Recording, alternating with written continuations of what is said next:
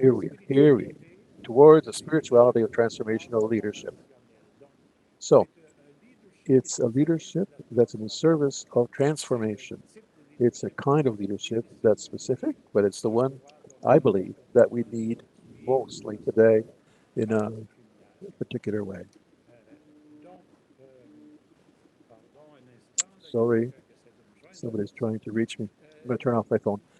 Okay, the, the, the book was inspired by is, in French is called 10 Practices of Mobilizing Leaders, published in 2008. It's a translation of an English book, which is called The Leadership Challenges, published in 1987, but which is now in its sixth edition in 2017. It's written by two American authors, two researchers, American researchers.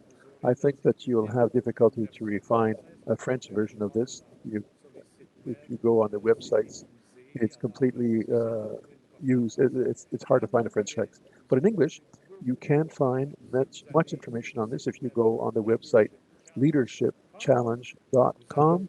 You'll find a something full of resources of sessions for training, for formation. Mr. Hosner really, the two authors really touched a lot of people with this reflection, this study that they had on leadership, and it still continues today to go forward. So based on what I'd like to come back here just to explain Kouzes and Hosner, what they were identifying 10 practices, uh, but there are five competencies, if I could say. Leadership is not a question of personality. No matter whose personality or what personality you have, you can be a leader if you develop these five competencies. And the five competencies involve each one two different practices. So I'm going to look at this for you with you. I find this interesting because a competency is something I can develop. It's something I can uh, try on to play the piano. Maybe I don't know how to play the piano at all right now, but if I try it, if I practice, I'll end up being able to play the piano. So I can be a leader in my way and fulfill my competency. So their study was done on all kinds of situations. They went to interview a whole bunch of leaders in the commercial world, in the public service, in community organizations, to try and discover what were the capacities that they developed in order to in order to transform a situation. It's basic study, a practical study based on experience that I found very interesting. But I also wanted to see it from a perspective, a Christian perspective. So I asked myself the question: Did did Jesus have these competencies? Was Jesus a leader in that respect? By reading the gospel, I found out, yeah, it's true. He does. Jesus was showed his capacity, his competency in his own ministry. And me, I am in with my baptism, I'm identified with Christ. So if I identify with Christ in a certain way, if with him I am ordained in service of the leadership in the communities, then would I not be able to develop a leadership that will be similar to the leadership of Jesus? And based on the reflection of this, I went and looked and studied, contemplated Jesus based on this. And so I started seeing things that were challenging me in my ministry that maybe challenge you in your ministry this evening. By the way, the PowerPoint presentation I'm doing, I could share it with the Dawson service later on, so you don't need to write down the names of things that are on the screen right now. So I came to this conclusion, a daring conclusion. I don't know if you know the sentence from Romans 8:11, where Paul talks about our resurrection. What Paul says is that if the spirit of the one who made Jesus a leader abides in you, the one who made Jesus a leader and risen will allow you to have the same spirit that abides in you, in him. So this sentence really touched me a lot in our particular situation. It's the same Spirit that's in Jesus who is in me now, the same Spirit. And the Spirit that raised Jesus could raise me also in the same, because the same Spirit. So I apply this to the leadership. If the Spirit of the one who made Jesus a leader, then it abides in you, the one who made Jesus a leader will make these same abilities grow in you by the same Spirit that abides in you. So I think spirituality leadership for us has to, how can I say, root itself in this condition that the Spirit be part within me, the same Spirit of Jesus, and that this Spirit can help me become a leader who brings about transformation. So I said there's 5 competencies. We're going to look at each one of these competencies, and then we'll try to look for each one. As I said, there's 2 things to develop. The first competence is what? Is to inspire a common vision. Have a common vision. To, if we want to lead and bring about change, if we want to bring about transformation, we have to, I have to have a clear vision of what I foresee. At the same time, I'd like to commit others in this vision. If I don't commit others to this vision, then it won't go nowhere. I'm telling you that I, in my 4th diocese, Timmins, Sault Ste. Marie, Cornwall, Gatineau, my 4th diocese, and I was responsible of pastoral Timmins, auxiliary bishop, the French sector at Sault Ste. Marie, etc. In each place, in each diocese, I foresaw beautiful projects, and I built beautiful projects with the team, and we launched the project out and well, how can I say? Some people expressed interest, a small handful. Most people just watched the boat go by. And it took me a long time to very recently to sort of say, I'm going to stop doing that. I'm going to stop determining what the vision is, what the project is. If I want, as a leader, that people commit themselves, it'll have to be them that are involved in the description and in the articulation of that common vision. That's why the principle of synodality in the church is so important.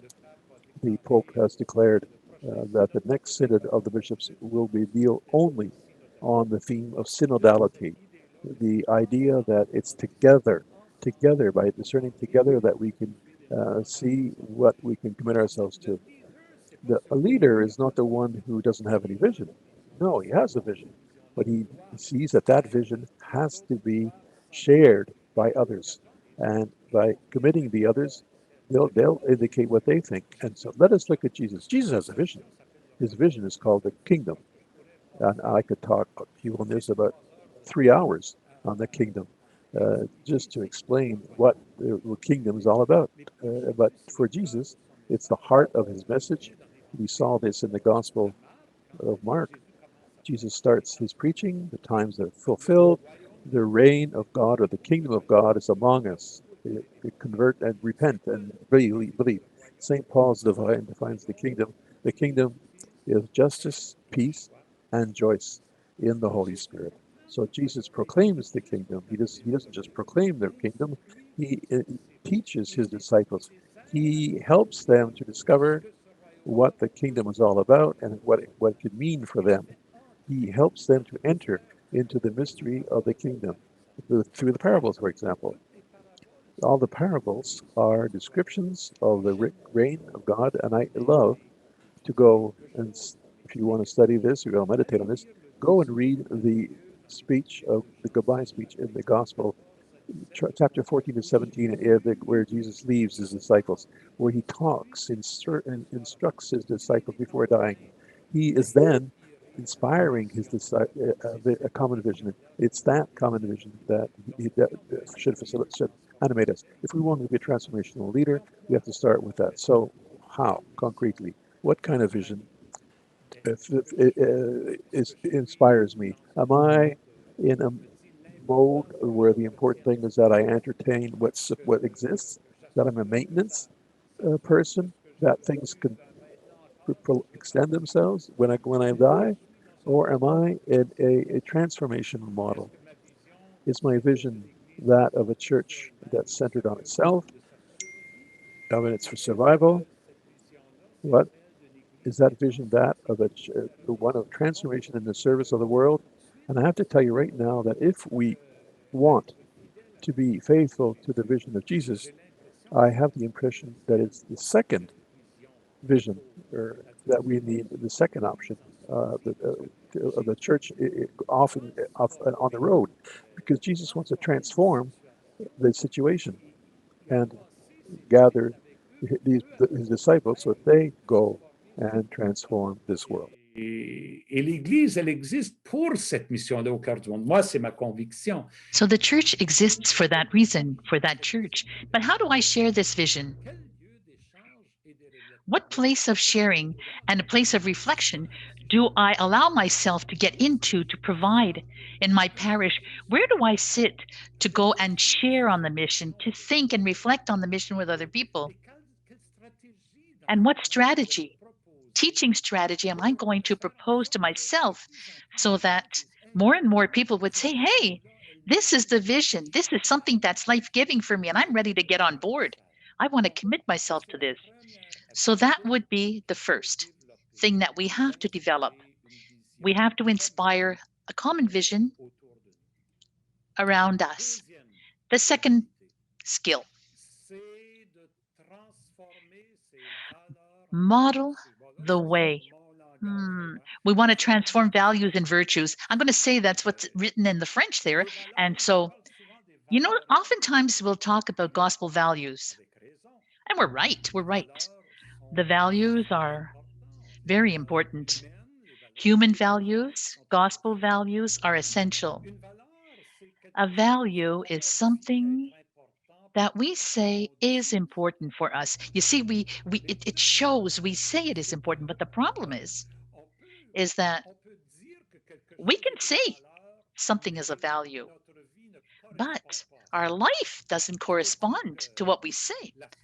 I can say health is a value for me, okay? But I eat anything I want. I don't do any exercise. So you can say health is a value for me, and I believe in health, but it becomes a virtue when I put it into practice. You see, the virtue is a strength that develops within me as I practice it. I can say, I believe in community life or fraternity. I remember a priest said to me one day, I believe in fraternity. Well, he wasn't a priest, he was a bishop. I believe in that, I believe in it, and I will not ordain anybody to the priesthood if they can't live in community. Well, after his discourse, we said, well, stay with us, why don't you stay and have a coffee with us? Oh, no, no, no. He said, I don't have time. I don't have time to be with you guys. So there was a big contrast between what he said and what he does. And he says, well, to being, fraternal life is important, but practically speaking, it didn't show. So to be able to transform values into virtues is absolutely essential in our leadership, because if we don't do it, we lose all of our credibility. We don't have any if we don't do that. And yet, in order to transform these values, there are two practices. Find your voice. What does that mean?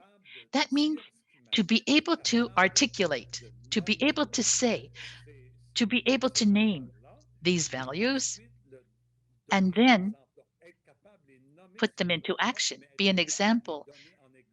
Name them, but be able to live them, because they have become virtues within me. So that's how I translate the model the way that they say in Moses and the two authors. But I kind of like took it and put it into the tradition of our own traditional type of vocabulary in the church, and it became that the virtues and the practices. And then Jesus, this was his whole life. His whole life was just one big demonstration of the values he believed. He was totally given for others, faithful to the very end. Whenever I read the Beatitudes, I realize that somebody said that to me one day, and I said that the Beatitudes is a description of Jesus poor of heart, that's Jesus. The one who is gentle and kind, the one who cries with those who cry, that's Jesus. The one who is hungers and thirsts for justice. This is what he lived in his heart, you know? So look at each beatitude, take them one at a time. He didn't just preach the beatitudes, he lived them. He he they were enfleshed in him. And so when I look at Jesus in his passion, the passion we could say is his entire life of love written in capital letters, his whole life kind of like becomes summarized in this decision to go to the very end for us and out of fidelity to the Father. So Jesus is the model for us of what it means to be transform our values into virtues. So how does this take form for me? All right. How does it become real, tangible? In one way, uh, what I'm trying to set as a foundation here is that I cannot call others to live the gospel and to live it with me in community if I don't follow Christ myself, if I'm not doing that myself. So my role, is it a function or is it a vocation? How do I see it? That makes a huge difference. The way you see it is a huge, listen, um, I just say this sometimes, you know, I say it to some of the priests and I'd share with them very humbly, but we have priests who, when they take off on vacations for a week, they say, I'm not celebrating Mass, I'm on holidays. And then I ask myself, well, what does the Mass mean for him anyway? Well, does it mean it's his job? Okay, so I'm holidays, well, no job. Okay, no more Mass.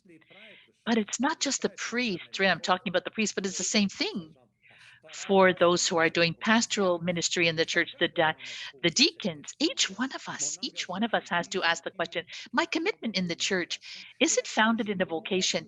And who am I accountable to for myself there, you know?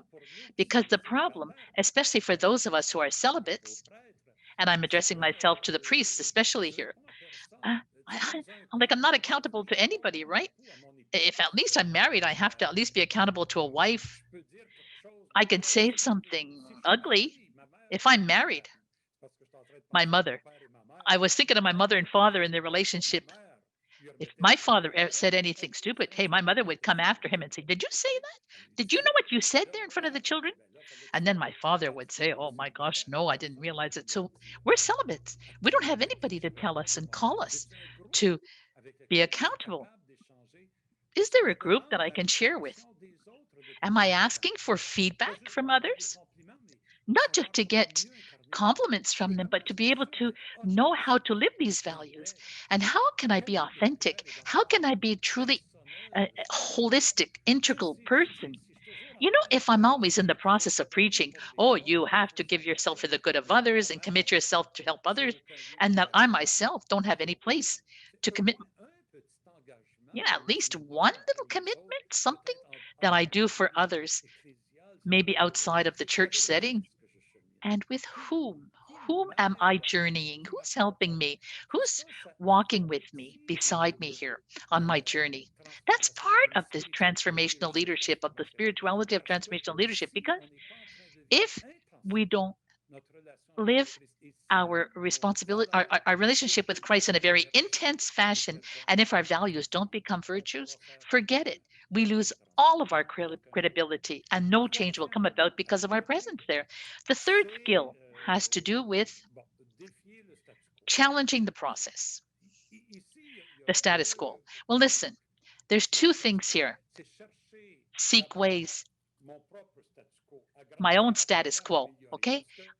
To change, to improve myself. I would say the biggest obstacle is ourselves. We are like we're made for comfort, eh? We don't like change. We don't like transformation.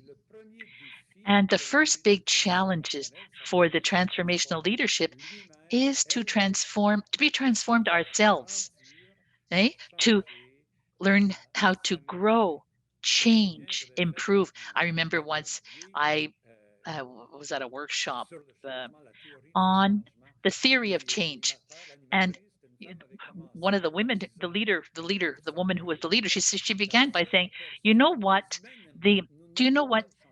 Look, we don't like change. The only person who likes change is a baby when their diaper is wet or dirty. Boy, get that diaper changed. I want that changed right away. Apart from that, nobody likes change. So the first challenge is me to question myself, my status quo, my present state, to see if I can get up and set myself out on the path, and around me to try to risk to learn, experiment, take risks and learn. So what do I mean by that? I remember experiences and risks, once I gave a workshop, and I was with a group, and it was for a group of priests, and I was presenting a possibility, a kind of a way to undertake a little bit of a transformation process. And a priest said to me, oh, Monseigneur, we tried this 5 years ago, it didn't work. So that really disappointed me to hear him say that. And I couldn't stop myself from saying, you wouldn't be a good hockey player, you know? And he said, well, how do you know? And I said, well, a hockey player who says, look, I tried to put the puck in the net. It didn't work. Why am I going to bother again? Might as well stop playing. No, you got to get out there and you've got to take many shots before you can put that puck in the net. So there are experiences that you have to learn. You have to ask yourself, what is it that didn't work this time? How come it didn't work? Go back, evaluate, look at it, and then try it again, change. That's the only way for us to undertake true transformation. So Jesus, he challenges the status quo. Well, let's look at his attitude about when it comes to law. He lived the law and he fulfilled the law much more than many other people who were always confronting the law. He challenges people in their habits, the laws on the Sabbath, and all the different laws there that would stop people from being fully human. And then his Sermon on the Mount, what a shock for people. He didn't just repeat what all the authority says. He says, I'm going to pull from the law all kinds of new ideas, new little buds, new fruit that we hadn't experienced up until then. And look at the woman caught in adultery. The ones who brought her to him, all he did was follow the law. And he said, well, he talks to her and says, well, think about, and then he brings the others along to think about the law differently. And if I'm going to live it myself before asking others to live it. And the controversy with religious leaders, we're reading Mark right now. And so every day we see Jesus in the process of challenging, questioning, pushing people a little bit further, nudging them along. So when we enter into a transformational process, we are going to have to face and accept that there will be resistance on the part of people who don't like change. They just don't like it.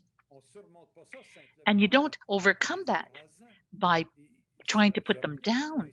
I want to come back on something. You've got to inspire the common vision. I mean, everything I'm saying here tonight all goes together.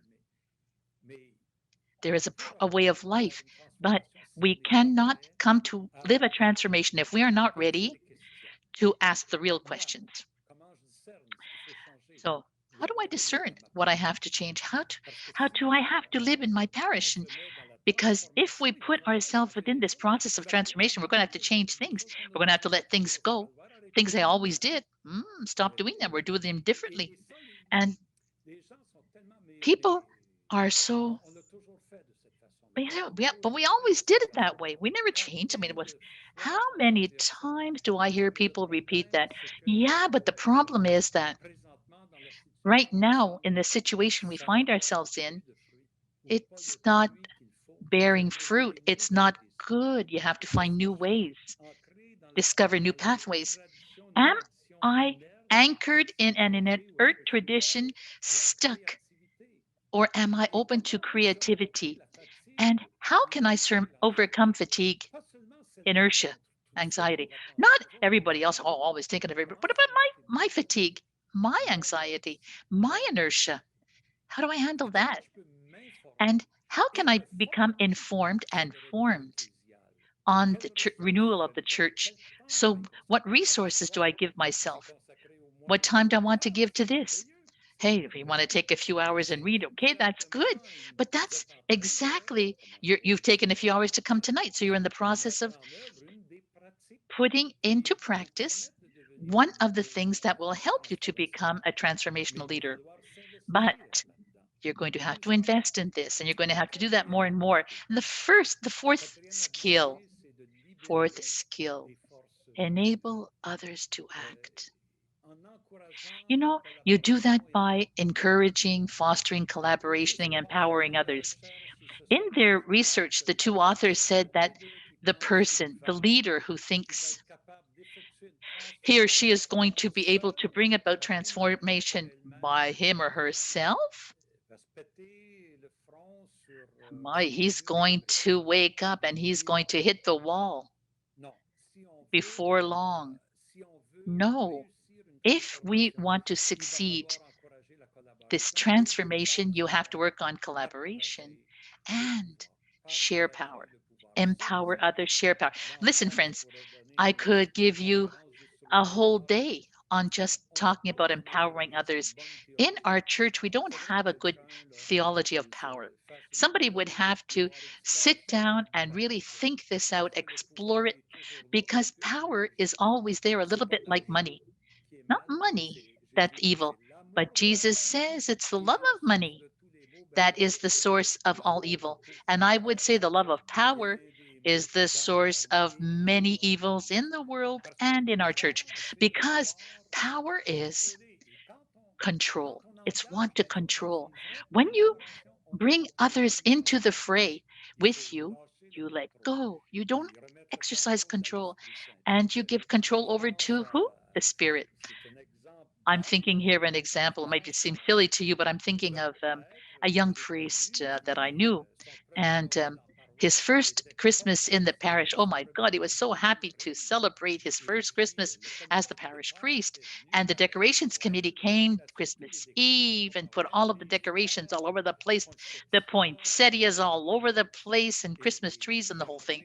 And he entered into the church in the morning at the beginning of the afternoon, Christmas Eve, and he said, "No, I don't like this." So he took everything and he changed it all. He changed all of the potted flowers. He changed everything. And now he had it the way he liked it. So the next day, the members of the decoration committee came to Mass. Well, what did they do? They resigned. Every single one of them. And it's not surprising. If you really want to encourage collaboration, you've got to share power. And when you share power, you lose the control. However, Jesus brings the Spirit, gives the Spirit. He didn't come to control the mission of the church. You know what? He announces, he proclaims Pentecost. He said, listen, the Holy Spirit is going to come upon you, okay? And then you will be my witnesses. But it's the Spirit that's going to do it. People had no idea what he was saying. They said, what is that? And so Jesus was so confident. Look at the mission of the 70. I mean, he's only been with them a few months, and then he tells them, go off 2 by 2 now. It's the same thing in Mark. 2 by 2, just go. And no, they didn't do any of theology courses. They didn't get a mandate. And yet Jesus says, go. And when you come back, he invites them, come and tell me what it is that you lived, experienced. Jesus is a man filled with power, but he does not seek to keep the power for himself. He seeks to liberate power, the power of the others. That's what the transformational leader does. I mean, if you want to act like Jesus, liberate the power of others. And so, how do I do that? How do I liberate the vital strengths of my parish? Do I control, or am I ready to trust? Listen, if somebody's doing something that makes no sense, I'll go and meet with the person. We'll talk together, sit down, have a good chat. But it's very, very rare. Sometimes I might have to put my foot down. I mean, my role is that of a leader and responsibility. But I'm telling you, it's very rare. In the majority of cases, people want to get on board. They want to have somebody there just to talk with them, to guide them. And and do I want to do direction or accompany? You know, we should talk about spiritual directors. Today we talk about the spiritual accompaniment because we've come to the realization you can't direct somebody in their spirituality. All you can do is accompany them. And it's the same thing in the church. Let's not seek to direct, let's seek to accompany. And how can you welcome others, the gifts of others, rather than plugging holes? Listen, I'm going to tell you, this is a problem. I know a story of a woman who arrives in a parish, a new parish, and she goes to introduce herself to the secretary. And she says, I'm new in the parish and I'd like to be able to commit myself to parish life and, do something. And the secretary says, oh, this is marvelous. She says, great. Now we need somebody to put order into our archives. When are you going to start? And the lady says, maybe Monday? Well, come Monday and I'll have everything ready for you. So she goes to the archives, works for an hour, and she went home and she said, I'm not coming back. So the secretary didn't understand. She didn't ask the woman, why do you want to commit yourself? What is it that you would like to do? The woman wanted to commit herself to something. She was new in the neighborhood. She didn't know anybody. And she wanted to be able to get into contact with others, meet new people, and create friendships. So put her into, put her into a room all by herself with a filing cabinet and say, do the archives. That's not going to respond to her. So all we wanted to do was to plug holes instead of really doing what she wanted. So we've got to work on with the strengths of people and not be afraid to start over again with people. So all of that is part of the fourth skill. The fifth one here is encourage the heart. I'm going to say something here, my friends. You know, when you commit yourself or engage yourself in the way of transformation, it is not easy.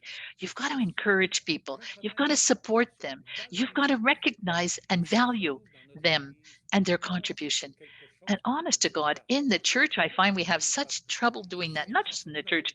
I was teaching in a high school and the theatrical troupe. I was teaching music and I was friends with this theater teacher, theatrics. And so we used to share all the time.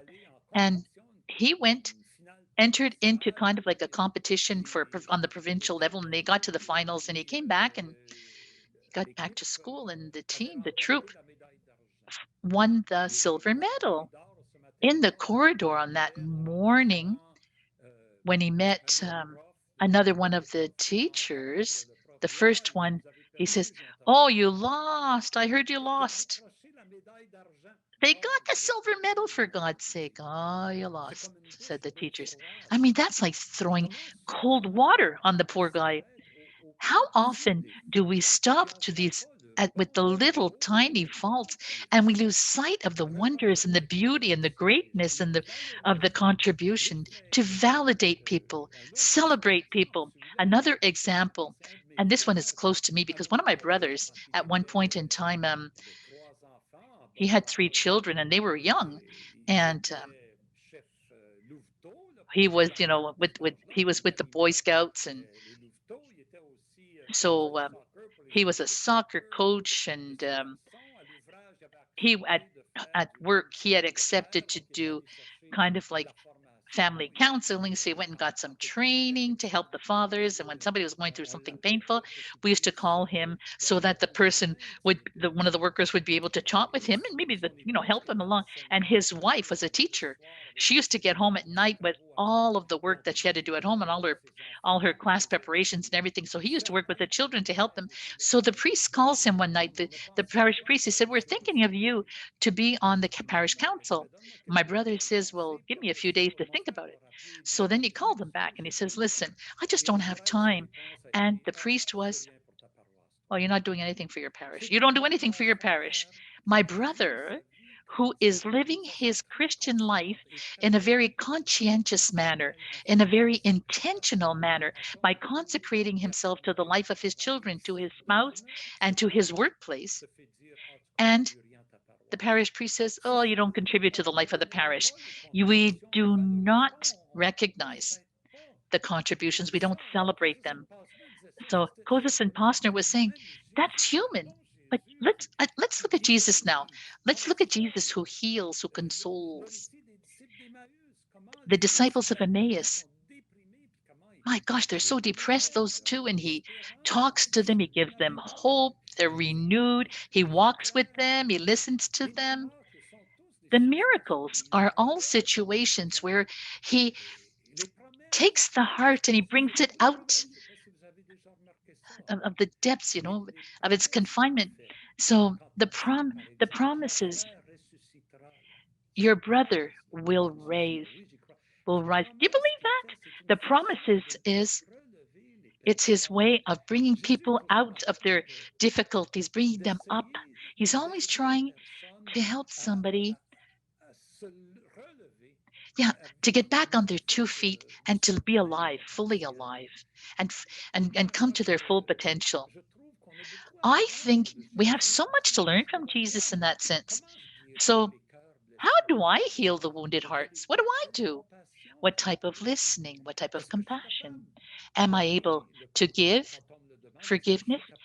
And am I able to ask for forgiveness when it's important that I do it? And how do I celebrate the efforts and the successes of the persons? You know what? I'd like to invite you, please. Don't just celebrate those who are the Christians involved in this church structure. Celebrate Christian men and women who are living their mission at the heart of the world, who are part of the community kitchens or part of the social justice network. I don't know. They're out there demonstrating, uh, to protect the environment. Gods, there's thousands of men and women who are parishers who are committed in the name of their faith in projects for the promotion of justice, peace, development. We don't talk about them. We don't throw the spotlight on them. People who commit themselves, what they want to receive is that they're making a difference. They got to hear that. Highlight the fact that they're making a difference. It's not so much a flower or a plaque or a medal. That's not what they want.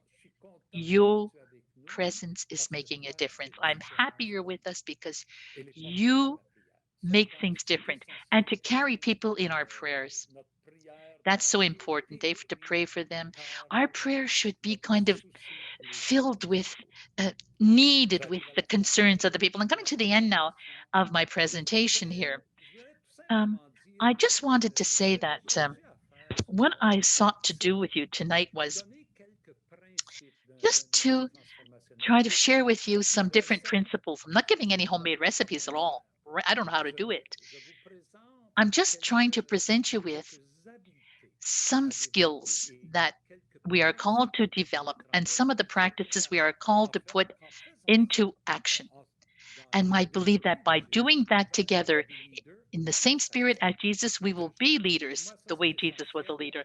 And that's essential, absolutely inevitable in our church, to be leaders in the same way Jesus was a leader. And I wrote here, this is something very important for me. And some sow, others reap. You know what? We're called to commit ourselves in the transformation of the church. But my friends, that transformation is going to take decades. And you know what? The majority of us are not even going to be here to see the fruit of the work that we will have invested. To commit ourselves in the transformation of the church, to help the church, to help the church to truly become the church we are called to be today. It's like planting a tree. We plant the tree, it's too small. You have to accept you're not going to see it when it becomes a mature tree. Unless you're 20 or 30, you might see it in 50 years. But the majority of us don't. Like I was looking at all of your faces, and everybody looks like you're about the same age as me. So in 20 years, 30 years, we're not even going to be here. We won't see the fruit. Are we ready to sow in any case? For the good of others, for the next generation. Are we ready to do that? And the next thing I'm saying is that sometimes we don't know who we're going to touch and who we're going to awaken to make a more radical commitment and who later. En énigme, là, mais je pense à la figure d'Ananie. Connaissez Ananie dans Do la you know Bible? Ananias in the New Testament in the Acts of the Apostles? The one who baptized Paul after his conversion. Ananias, we don't know much about him at all. He's a Christian, that's all. The only reason that we know him is because he baptized Paul. He's the one who welcomed Paul. He's the one who talked to Paul about what God is all about. And thanks to him, Paul entered into the church. And it only is much later that Paul will become the major saint that we know of today. Ananias, could he know what Paul would do with his life? Probably not. Ananias had no idea. God simply said, welcome him, baptize him. That's your job. And friends, maybe we're all called to be Ananias, so that with the Pauls that we don't know yet, but the Saul that are unknown to us. And that one day they would be the Paulines and the Paulettes also, and Paul, who will do things extraordinary because of what we, at one time, we dared to do and took a stance in terms of our commitments. Some sow, others reap, and that helps us to remember to be like Jesus. It's 8:30. I have to stop at this particular moment. I think there's going to be some things. I'm going to stop sharing my screen.